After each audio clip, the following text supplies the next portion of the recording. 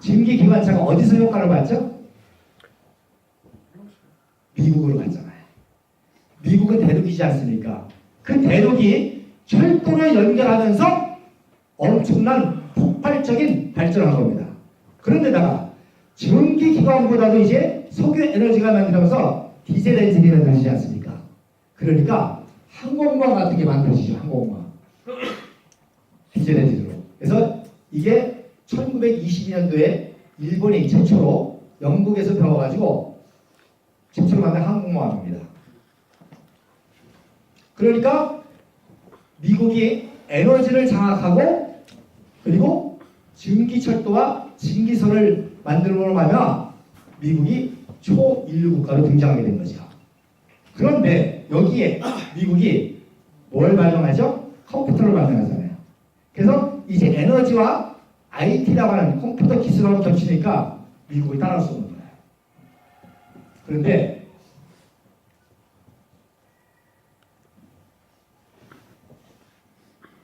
최근에 무슨 에너지? 핵에너지가 나왔잖아요. 놀라운 거는요. 이승만 박사가 1950년도에 전 세계 최고 물리학자 시즐러 박사를 초청합니다. 여러분 상상을 해보세요. 막 6.25 전쟁 끝난 신생후 후진국입니다. 근데 이승만 박사가 어느 정도 세계적인 위상이 있었는 거 아니? 세계적인 최고의 물리학자 시즐러 박사를 보내니까 와가지고 이때 핵 에너지의 가능성을 알고 1957년 IAEA에 가입하고 핵 원자력 연구소를 만듭니다. 삽을 펴고 이때는 우리나라가 비료도 제대로 만들어 보실 때고 자전거도 못 만들 때 원자력 연구소를 만듭니다. 그리고 딱 20년 만에 고리원전소에서 50만 킬로의 원자력 전기에너지를 생산합니다. 여러분 전기에도요 양도 중요하지만 질이 있습니다. 전 세계 전기의 질이 제일 좋은 나라가 어느 나라에? 대한민국입니다. 여러분 세계에 갔다 온 사람, 외국에 갔다 온 사람 들어보세요. 외국에 갔다 온 사람 없어?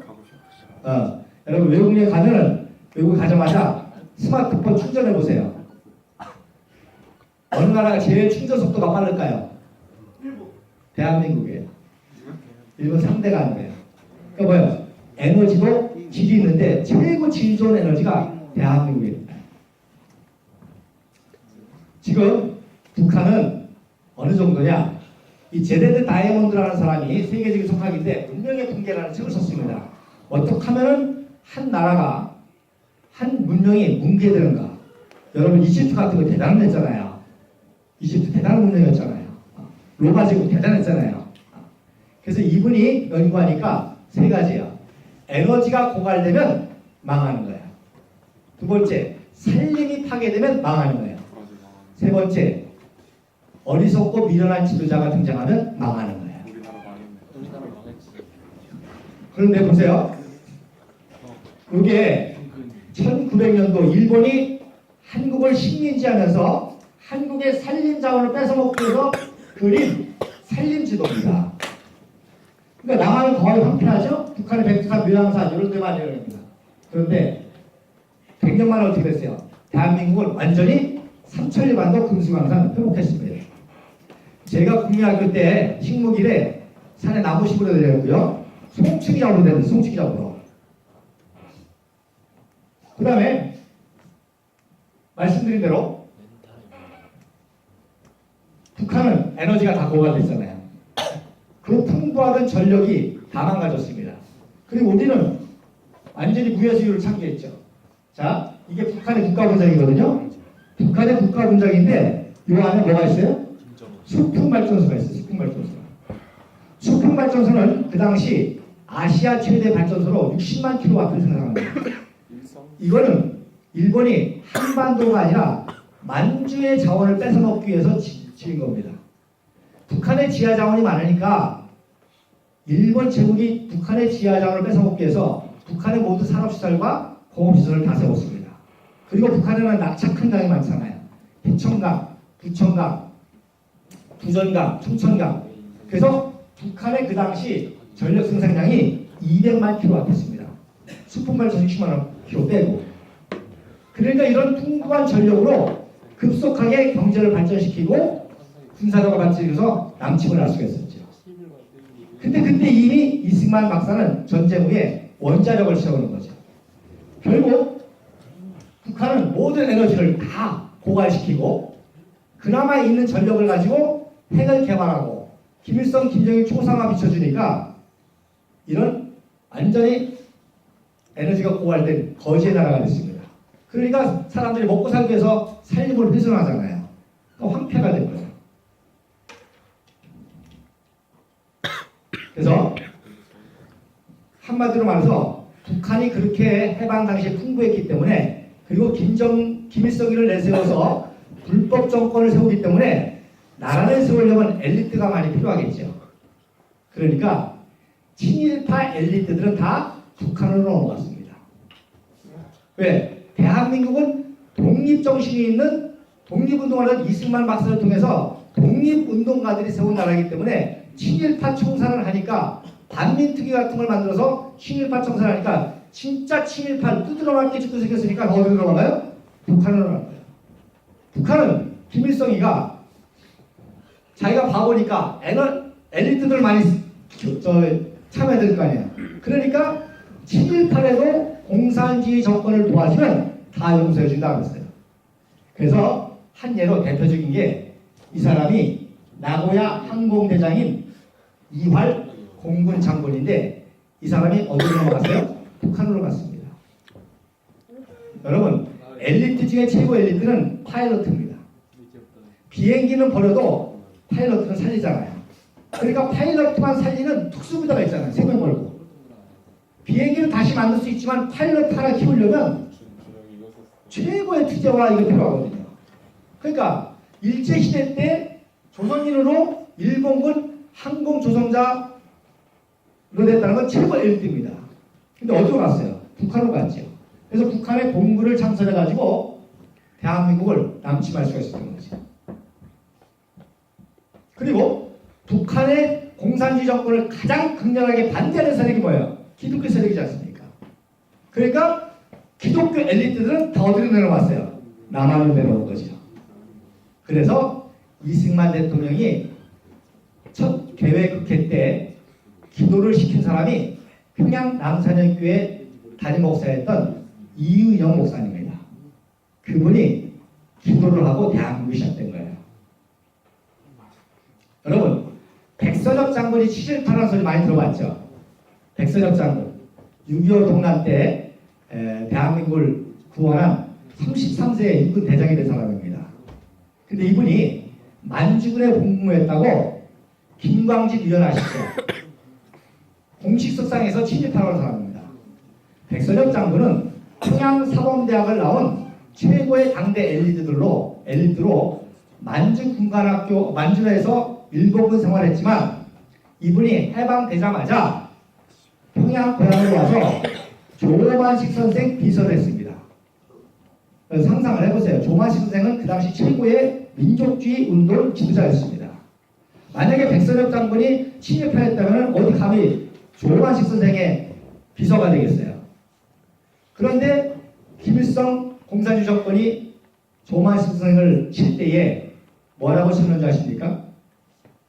조만식 선생이 사실은 독립운동을 하지만 사실은 친일파다. 그래서 1년 살 거 6개월 일찍 살고 내보내줬다. 진짜는 친일파다라는 소문을 내고 조만식 선생을 강구시켰습니다. 그리고 백선엽이가 똑똑하니까 계속 북한 정권에 참여하라고 유혹을 했겠죠. 참여했어요? 안 했어요? 안 했으니까 내려왔죠. 왜? 기독교인이거든요. 그래서 대한민국에 군대를 세우고 일사단장이 되고 결국 1년에 벼랑 하나씩 따라가지고 33세 육군 대장이 돼서 6.25 동란 때 대한민국 구원한 사람입니다. 그러니까 만약에 백선엽이가 그때 남아서 김일성하고 같이 정권을 차렸으면 대한민국 끝났을지도 몰라요. 그래서 역사학자들은 6.25 동란을 김일성과 백선엽이와 싸움에서 백선엽이가 이겼다 이렇게 얘기를 합니다. 이렇게 우리나라의 역사가 왜곡이 되어 있습니다. 자, 그 다음에 이 사람은 서울대학교 공과대학장입니다. 북한의 모든 산업시설과 공업시설이 많고 공장이 다 에너지가 많으니까 계속 북한에 올라와서 연구하라고 김일성이가 일서를 보내서 꼬셨어요. 그래도 안 넘어가고 있다가 언제 넘어가느냐? 1950년 7월 26일 날 넘어갔어요.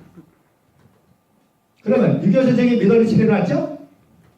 1950년 6월 25일. 전쟁이 일어나고 한 달 후에 넘어갔어요.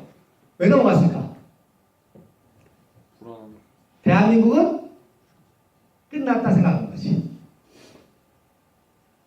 완전 적화돼가지고 끝났어요. 그래서 올라온 겁니다. 근데 끝났어요? 안 끝났어요? 반대가 됐죠.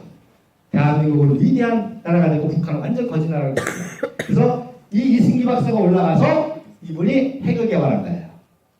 근데 말씀드린 것처럼 지금 심각한 문제는 생화학 무기입니다. 생화학 무기를 만들려면 무슨 실험을 해야 되죠? 생체 실험을 해야 됩니다. 그러면 누구를 대상으로 할까요? 정치범 수용소에 있는 사람을 대상으로 했죠. 북한의 정치범 수용소의 제 1호는 누구죠? 기독교인입니다.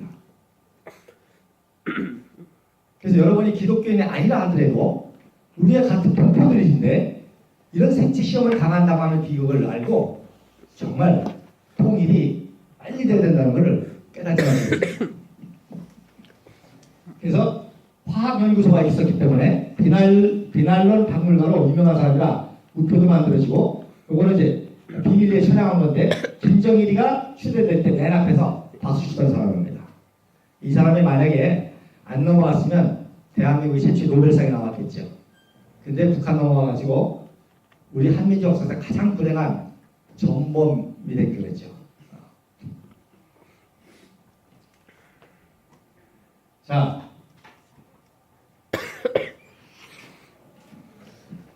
결국에 우리나라는 지금 에너지와 함께 새로운 IT 강국으로 세계사를 주도하기 시작했습니다. 그리고 북한은 이제 에너지와 산업과 모든 2,500만 우리 한민족 똑같은 동포잖아요. 그들의 영혼까지도 완전히 파괴한 정말 차라리 태어나지 말았으면 더 좋을 뻔한 정권이었습니다. 근데 거의 이제 통일이 임박했습니다. 지금 마지막 발악을 하고 있는 거예요. 그래서 저 김정은 정권이 소프트 랜딩, 즉 평화적인 방법으로 항복하게 무너뜨리고 우리가 대한민국이 체제로 평화적이 될 때 이 나라는 엄청난 나라가 된 거죠. 그거를 모든 세계의 석학들이 알고 있습니다. 말씀드린 대로 일본은 패전했지만 그 강대국이었던 그 기초로 통해서 지금 부강한 나라가 됐고, 중국은 인구라는 걸로 부강하게 됐고, 러시아는 자원이라는 걸로 부강하게 됐고, 독일은 통이라는 걸로 부강하게 됐어요. 근데 우리는 완전히 폐허해서 이 치열한 정책 속에서 지금까지 왔기 때문에 북한 동포들이 우리와 다를 게 뭐가 있어요? 다를 거 하나도 없거든요. 우리와 똑같은 저희 어머님이 개성분이십니다. 개성에서 내려오셨어요. 생활력이 무지무지 강하세요. 오히려 북한 사람들이 더 강인하고 더 똑똑합니다. 다만 뭐예요? 체제가 잘못됐다는 거거든요. 지도자를 잘못 만났다는 거거든요. 그렇기 때문에 그들도 우리와 같은 체제 속에서 여러분이 가르쳐주고 여러분과 협력하게 될 때 이 대한민국의 폭발성이라는 것은 엄청난 것이요. 그거를 세계인들이 알고 평화 통일을 지지하는 겁니다. 자, 수고하셨습니다. 10분 쉬고 이따 강의를 진행하겠습니다.